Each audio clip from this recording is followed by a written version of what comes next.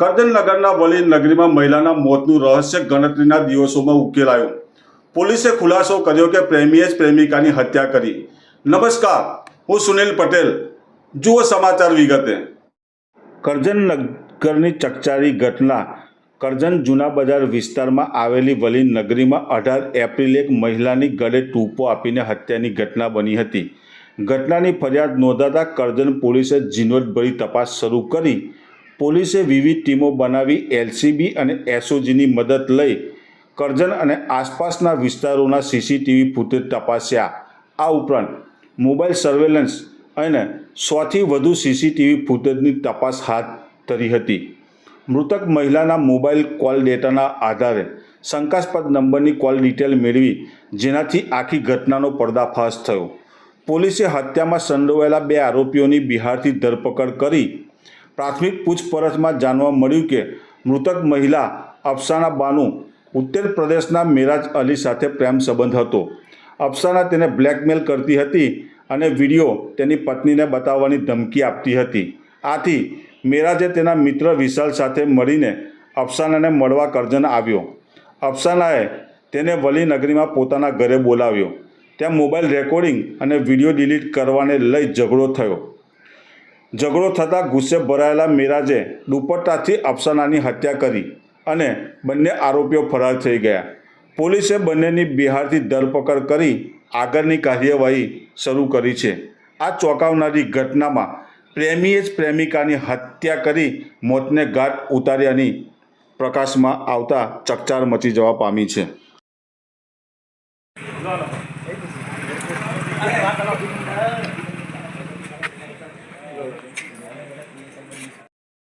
ગઈ તારીખ 18/4/2025ના રોજ વલી નગરી કરજણ ખાતે એક અફસાના બાનુ કરીને એક મહિલા હતી.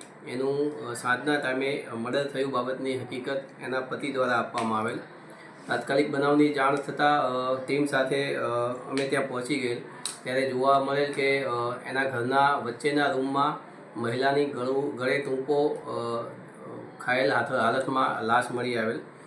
પ્રાથમિક દ્રષ્ટિએ જોઈએ તો કોઈ વ્યક્તિ દ્વારા એને ટૂંપો આપીને મારી નાખેલની હકીકત જણાતા તાત્કાલિક ત્યાં ડોગ સ્ક્વોડ, FSL, ફિંગર તમામ ટીમો બોલાવવામાં આવેલ અને એનો પતિ જે હતો મોહમ્મદ આરિફ ખાન એની હત્યા મુજબની ફરિયાદ લઈ અને તાત્કાલિક તપાસ ચાલુ કરવામાં આવેલ.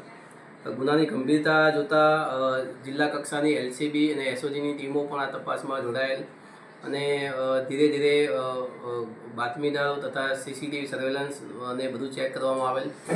આ બનાવમાં પહેલેથી કોઈ આરોપીનું નામ મળી આવેલ નહીં, જેથી સર્વેલન્સ તથા સીસીટીવીના કુલ 101 સીસીટીવી કબજે કરવામાં આવેલ. એમાં કરજણ ટાઉનના Vadodara railway station, Karjan railway station, Chhani railway station, Palej, Bharuch એમ તમામ રેલવે સ્ટેશનના સીસીટીવીઓ લેવામાં આવેલ, બસ સ્ટેન્ડના પણ લેવામાં આવેલ. એમ કરીને કુલ 101 જેવા સીસીટીવી તથા સર્વેલન્સ કરવામાં આવેલ અને કોલ ડિટેલ મરણ જનાની કાઢવામાં આવેલ. એમાં એક શંકાસ્પદ મોબાઈલ નંબર મળી આવેલ. જે શંકાસ્પદ મોબાઈલ નંબરની ડિટેલ્સ મેળવતા એ યુપીના કોઈ ઈસમ હોવાનું જાણવા મળેલ. તેથી અત્રેના પોલીસ સ્ટેશનથી PSI શ્રી મદાદ તથા અન્ય માણસોની એક ટીમને તાત્કાલિક રવાના કરવામાં આવેલ અને ત્યાં પણ સર્વેલન્સ કરી અને લોકલ ટીમની મદદથી એક શંકાસ્પદ ઈસમ જે હતો એ મેરાજ અલી હતો. એને એ પ્રતાપગઢ જિલ્લા યુપીનો રહેવાસી છે. એને ત્યાંથી ડિટેન કરવામાં આવેલ અને એના પૂછપરછ કરતાં અન્ય એક ઈસમ હતો કે જે વિશાલ ગૌતમ, જે પણ ઉત્તર પ્રદેશ પ્રતાપગઢ જિલ્લાનો રહેવાસી હતો. એ બંનેને ત્યાંથી ડિટેન કરવામાં આવેલ અને ડિટેન કરી અને અહીં લઈ આવી પૂછપરછ કરતાં એ બંને જે ઈસમોએ પોતે આની હત્યા કરેલ હોવાની કબૂલાત આપેલ અને જેના આધારે આખી સ્ટોરી જાણવા મળતા હકીકત એવી છે કે મેરાજ અલી નામનો ઈસમ જે છે, જે 2-1 વર્ષ પહેલાં આ જે મરણ જનાર અફસાના બાનુની સાથે સંબંધમાં હતો અને અફસાના બાનુ સાથે સંબંધ હોવાથી અફસાના બાનુ પાસે કોલ ડિટેલમાં એના રેકોર્ડિંગ્સ હતા, જે અફસાના બાનુ આરોપીના પતિને મોકલી આપશે અથવા તો એને જાહેર કરી દેશે કે ભાઈ પોતાના બંનેના સંબંધ છે, જેના ડરથી અફસાના બાનુ એને વારંવાર ટોર્ચર કરતી અને પોતાના ઘરે આવવા અથવા તો પોતાને ક્યાંક બહાર લઈ જવા માટે પ્રેશર કરતી, જે આ કામના આરોપી મેરાજ અલી દ્વારા સહન થતું નહીં. એટલે વારંવાર બંને વચ્ચે વિવાદ થતા, ઝઘડા પણ થતા હતા.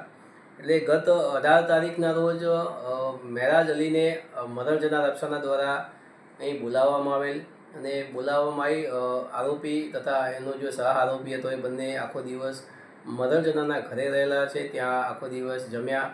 એ દરમિયાન મેરાજ અલીએ અફસાનાને એવું કહ્યું કે તું આ જે તારા ફોનમાં કોલ રેકોર્ડિંગ્સ અથવા તો અમુક જે ફોટા છે જે ડિલીટ કરી દે.